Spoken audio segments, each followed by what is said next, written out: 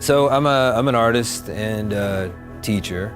I grew up in South LA up until I was around 11, going on 12. My own grandfather, who migrated here from Mississippi in the 1920s to, escape Jim Crow, he was a painter and a self-taught inventor. So I grew up around his work.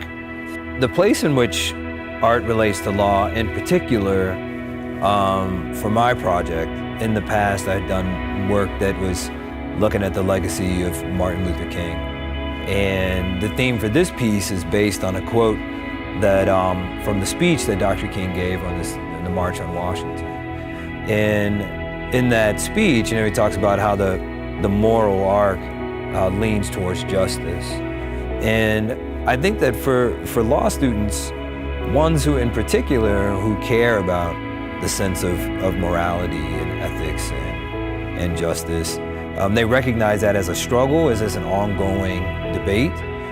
There's always a push and pull between different forces. And I want the piece to be something where the students can look at a relatively shameful part of American history and then reflect on how that resonates today.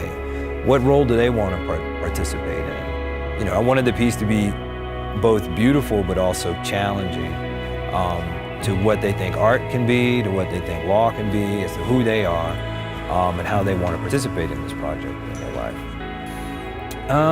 Well, this building is really monumental. This particular area, you can see 5 stories up, and the sun comes in here in really interesting ways depending upon what time of the day. And this is a place where the library is accessible to the public.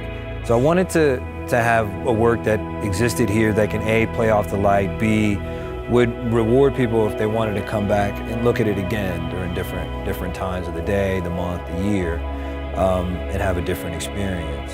So, and from my work, I'm constantly trying to figure out how to explore really big ideas, but with relatively simple materials. Part of the material that I'm using is mirrors. Part of the material that I'm using is old law books that are no longer in use. So as you're walking around, you're looking at the piece, you can see the way in which books are no longer being used, but they're still important. But you can also see yourself reflected in this history as well. So it's a way for you to understand art as a force, as an activity, not just something to look at, but to see yourself inside of.